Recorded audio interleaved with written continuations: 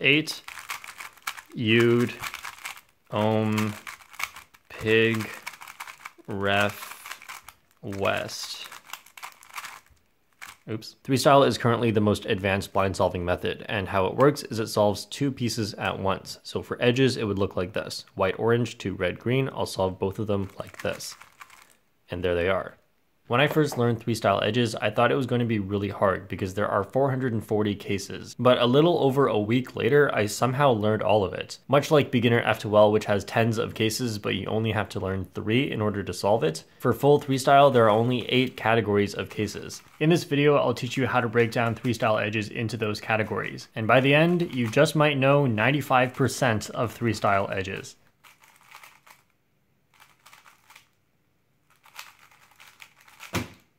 The first category of cases is the 4-mover. For a case like this, buffer to here, notice that these two are oriented the same way, and this one is oriented on the opposite side. Plus, they're all in the same slice. Anytime that's true, you can do a 4-mover. A 4-mover on M is going to involve U2 moves and a move that brings the remaining piece into the U layer, which is an M'. So we're either going to start with M', then do U2, and then reverse, reverse, or we're going to start with U2 and then M', reverse, reverse. So here I'll show you how to know which one you're supposed to do depending on the case. Focus on the double turn layer, which is the U layer, and look at which piece goes where. So here I have these 2 pieces, and this one belongs here. And the reason is because buffer, first target, second target, and the second target belongs back at the buffer. So if you draw an arrow here, it goes this way, and then I always want that pointing towards the last piece before I slice. So that's already pointing that way, so I will slice first. And then the rest is obvious. Just do the U2, undo, undo.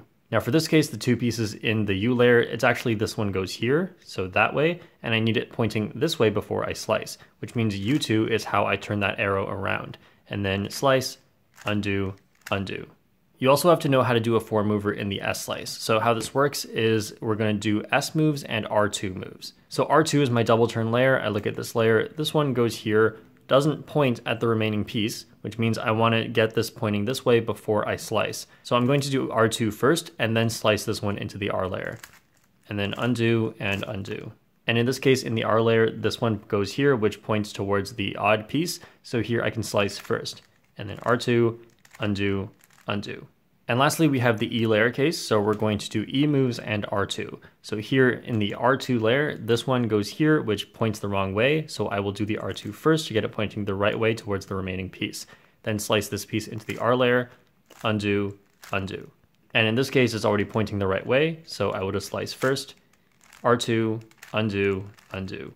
There are more variants of this, like having pieces on the left or the back, but they all follow the exact same concept.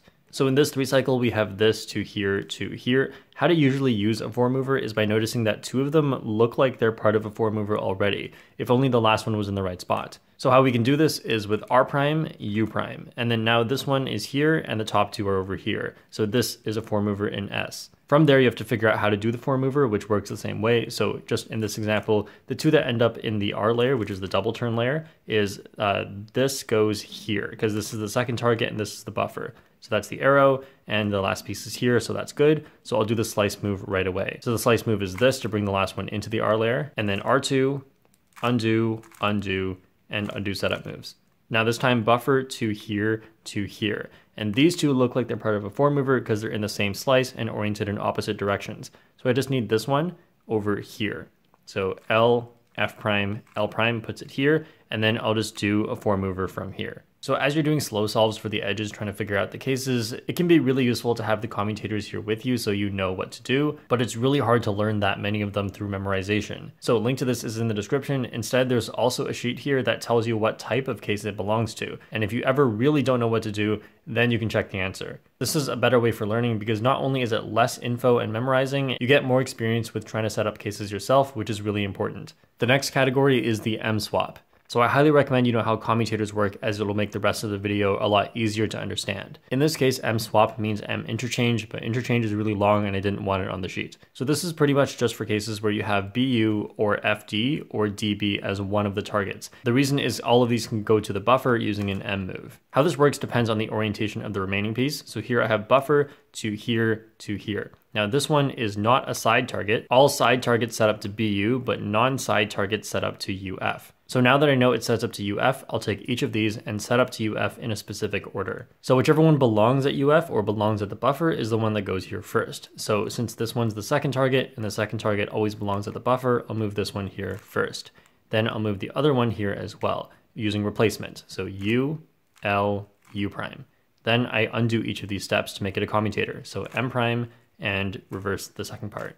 Now in this example, buffer to side target to BU. So in this case, I'll set up to BU because it's a side target. So these two both go to BU. The one that goes there first is the one that belongs there. So first target belongs at second target. So I'll move this one up there first with replacement. So U prime, L, U.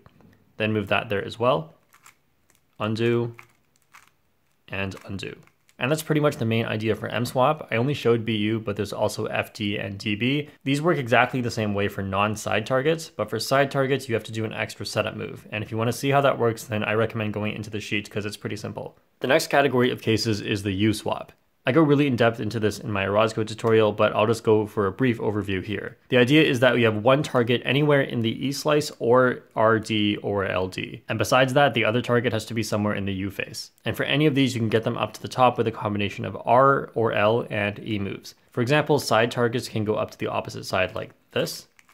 Front and back targets can go to the other side like this. And LD or RD can go to the same side like this. Once you can get a piece up to the top, you want to make sure it's going to where it belongs. So in this case, here to here to here, which means this one goes here. So I have to get this spot over there first because this one can only go up to UL. So this is going to move over, get it up there, and then get the remaining piece to the same spot and undo. Then the next step, if you need to, is correct the U layer. So here's one more example, here to here to here. So this one can go up to here by doing U2 to set it up and then moving this up. Then I get the remaining piece here as well and undo those moves. And then I do a final U move that corrects the U layer. And just keep in mind as you're reading the sheet, sometimes you'll see me, instead of, for example, moving this piece up to the top like this, I'll do R, S prime, R prime. And this does the same thing except its center is here as well, but that doesn't affect anything. The reason I do this insert sometimes instead of this one, which is the normal one, is because sometimes it helps to cancel moves in certain cases. So if you see that in the sheet, now you know why. It just helps to cancel moves. Next is the E swap. So I've buffered to here, and these two have an interchange of an E move that solves one of them. So if they can swap in the E layer and they're next to each other, then you can do this. So find the one that's a front or back facing target, and you'll have to insert the buffer into this spot. You'll also have to insert the other piece into that spot. And so just like with the M cases, you have to figure out the order of which one goes there first. So this one belongs here, so I'll move that one in first. Then move the buffer there as well. Undo, undo. Here's another example, buffer to here to here. Again, there's an E interchange, so I'll insert this one into the back facing target first because it belongs there. And then this one there as well. Undo, undo. Now the E swap works as long as you have two E layer pieces that are facing in different directions. So this one faces the side and this one faces the back. So one side and one front back, then you'll know it works. In this case, it's less obvious how it works, but what you can do is an R2 setup move into this case. Then from here, you can just solve it as usual and then cancel into undoing the setup move. Next is the S swap. I'll show you a few cases from this category. We have the buffer to here, and these two can interchange with an S move. So for this case, you find the target oriented on its side, and then you can insert the buffer there with R prime F R, and you can also insert the other piece there using the slice move. So just like with the other commutators, figure out which one goes there first. So this one belongs there, so it goes there first, and then move this one here as well. Undo and undo. Another example of when to do the S swap is so here to here to here. So BU cases with any of these two or these two targets will work. What you do is first set up with a U or U prime. In this case, it's optimal to do U prime, and then you have an S slice interchange here. So this one goes here, which goes here. Now, depending on the orientation of the bottom piece, that changes which one you insert up to. But in this case, with it on the front, we're going to insert up to here with R prime, F prime, R, which means we can also insert this one into here using S. So you just figure out which one goes there first is going to be this one. So S, and then insert this one and undo, undo, undo setup. Next is the F swap. So this case, buffer to here, and these two can interchange with an F2. We'll just start off with R prime F, just cause, and then this makes it easier. So now I can insert this piece into here using R, S, R prime. I can also put this one into here using F2. So I'll just pick which one needs to go first. This one belongs here, so F2, and then move this one here, and then undo, and then undo the setup moves. I find this far less intuitive than the other cases, and it's kind of hard to tell when you need it, so I pretty much just learned when to do it by looking at the sheet. Okay, we're almost at the end. The next category is the S insert. It's really easy to know when to do this. It's just when you have these two targets, or these two, or these two, or these two.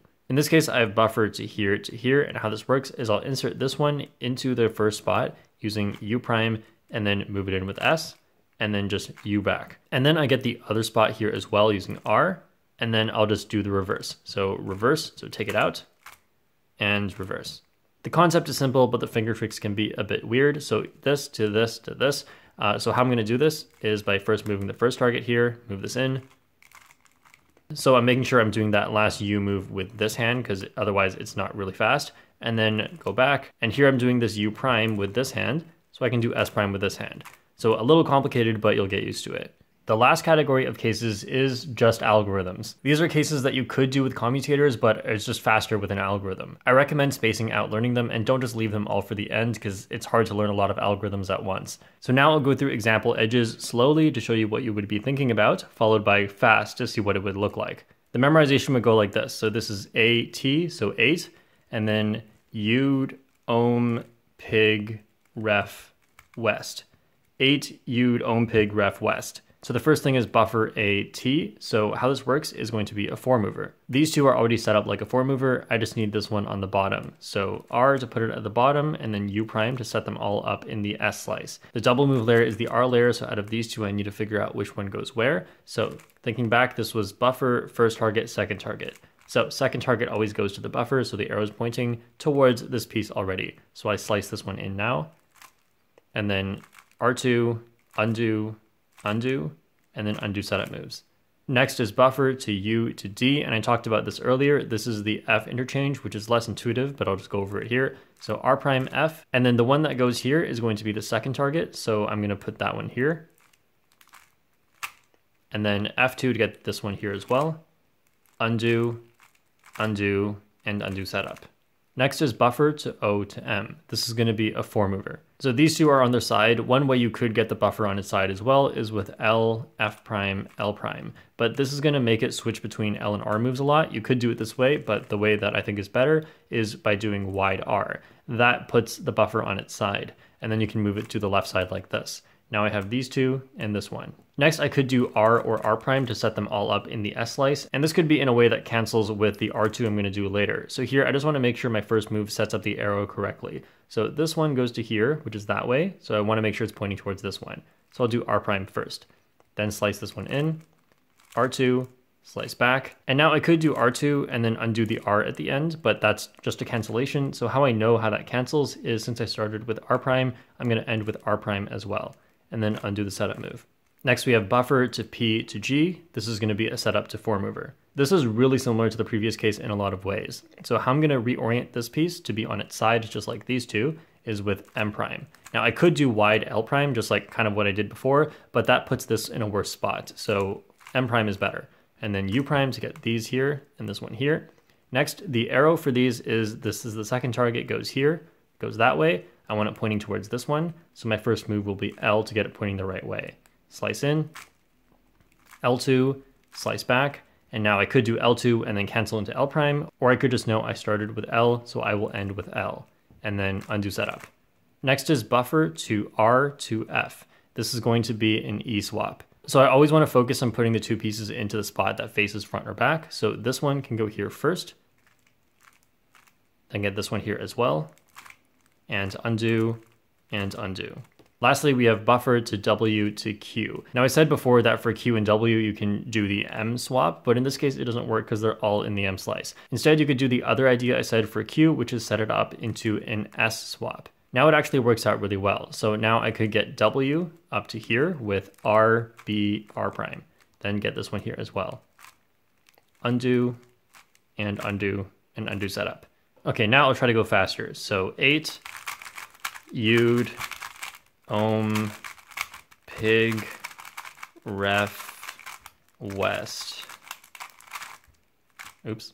So 3-style is so much easier than 400 cases that you could learn it in a few weeks. But remember, it's definitely not easy, as you have to use commutators and there's a lot of memorization involved. For me, it took a few months to get kind of fluent at it, so just keep at it. It's just like F2L. Thanks for watching, and I'll see you guys next time.